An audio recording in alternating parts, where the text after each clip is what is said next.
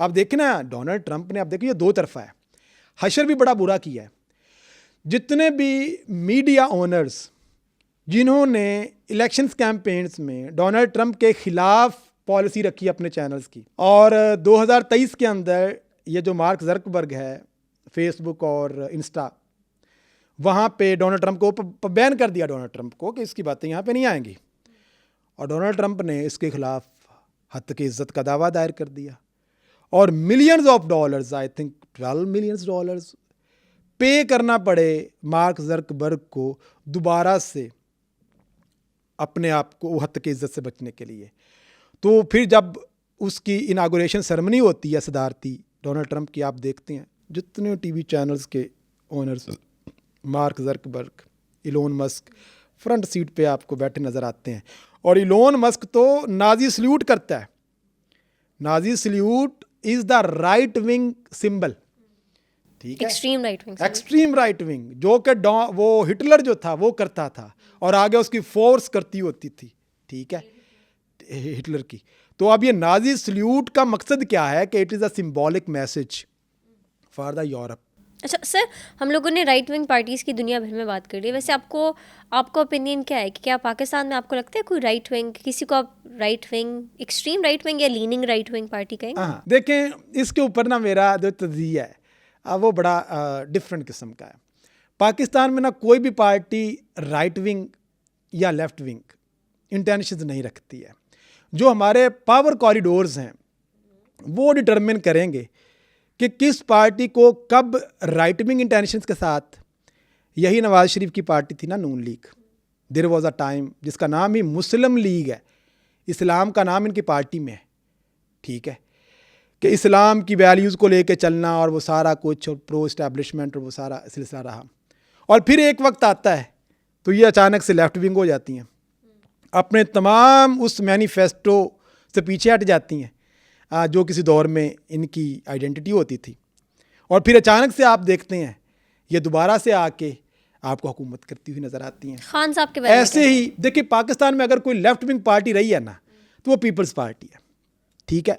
Peoples party وہ socialist thinking جس کا نام ہی پیپلز پارٹی ہے, لوگوں کی پارٹی, نام میں بھی آپ کو سوشلزم نظر آتا ہے. اور بھٹو تھا جس نے اسلامک سوشلزم کا نعرہ بھی لگایا تھا, اور اسلامک سوشلزم کے نعرے اور سوشلزم اور communism it is extreme left wing, ٹھیک ہے.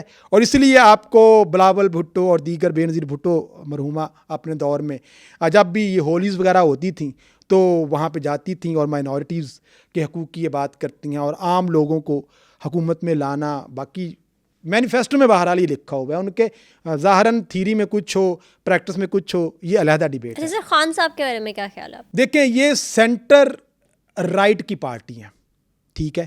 ایک طرف یہ اسلامی ریاست کی بھی بات کرتے ہیں, ایک طرف یہ فلاحی ریاست کی بھی بات کرتے ہیں, ویلفیئر اسٹیٹ.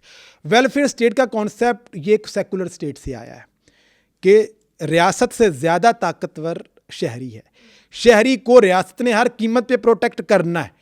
اور مغرب نے یہ کام بہت سارے ممالک میں آپ کو نظر آتا ہے. اور خان صاحب کیونکہ اسلام کا بھی نعرہ لگاتے ہیں, ٹھیک ہے, اسلامی ریاست, اور دوسری طرف وہ ایک فلاحی ریاست کی بھی بات کرتے ہیں, ٹھیک ہے. تو اس لیے یہ پیورلی رائٹ ونگ میں نہیں آئے گا, لیننگ ٹورڈز رائٹ ونگ آپ اس کو کہہ سکتے ہیں.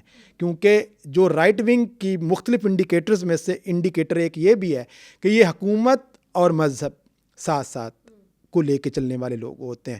تو یہ آپ ایکسٹریم رائٹ ونگ اس کو نہیں کہیں گے. ہاں پاپولیزم کا فینومینا خان صاحب کے ساتھ ضرور لگتا ہے, کیونکہ پاپولسٹ جو لیڈرز ہوتے ہیں نا, مسولینی ایک پاپولسٹ لیڈر تھا, ہٹلر ایک پاپولر لیڈر تھا, ان کے پاس 2/3 ہاں کرزمیٹک پرسنالٹیز.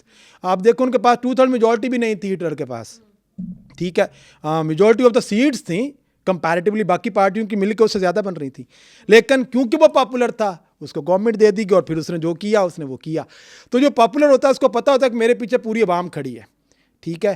اور وہ ان کو جو ان کی بے روزگاری ہے, جو مہنگائی ہے, جو عوام کے مسائل ہیں, وہ ان کو نہ ایک ایسے ماضی کے درخشندہ ایک خیمے میں لے جاتا ہے جہاں پہ وہ بڑا اپنے آپ کو مطمئن محسوس کرتے ہیں کہ ہاں یہ وہ جگہ ہے جہاں پہ ہمیں جانا چاہیے, ٹھیک ہے. اور پھر ڈریمز جو ہیں وہ آپ دکھاتے ہیں لوگوں کو, اگر ساری پارٹیز دکھاتی ہیں. جب آپ تقریریں سن لیں جو ہماری الیکشنز کیمپین نے پارٹیز نے کی ہیں, ان میں سے 1% بھی کسی پارٹی نے ابھی تک نہیں کیا, لیکن لوگوں کو خواب دکھائے جاتے ہیں. تو اس وجہ سے پاکستان کے اندر جو اصل میں آپ کا پاور کوریڈورز ہیں وہ ڈٹرمن کرتے ہیں کس کو کس وقت کیا بنانا ہے. اگر دیکھیں ڈونلڈ ٹرمپ کو آپ دیکھیں, وہ پیورلی اینٹی اسٹیبلشمنٹ ہے, اور جو اسٹیبلشمنٹ کا حال اور پینٹاگون کو جو وقتہ پڑا ہوا ہے اس وقت ڈونلڈ ٹرمپ کی پالیسیز کی وجہ سے, وہ ہر روز خبریں آپ ذرا دیکھیں, ٹھیک ہے, اور بہت انسرٹینٹی ہے وہاں پہ, اور بہت زیادہ عدم تحفظ کا شکار بھی ہیں وہ لوگ.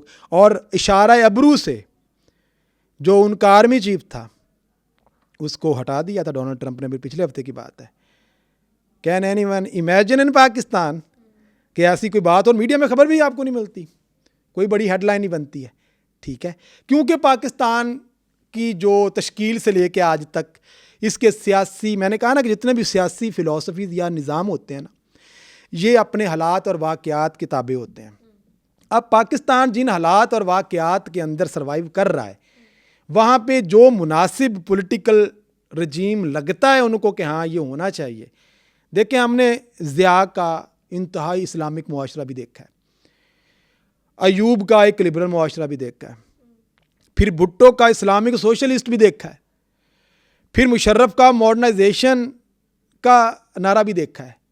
تو پاکستان نے ہر طرح کا, چاہے وہ قدامت پرستی کا تجربہ ہو, چاہے وہ بنیاد پرستی کا تجربہ ہو, چاہے وہ روشن خیالی کا تجربہ ہو, سارے تجربات یہاں پہ ہو چکے ہیں. لیکن پرابلم یہ ہے کہ گاڑیاں تبدیل کرنے سے مسئلہ نہیں ہونا حل, مسئلہ حل ہونا ہے ڈرائیور کے تبدیل کرنے سے.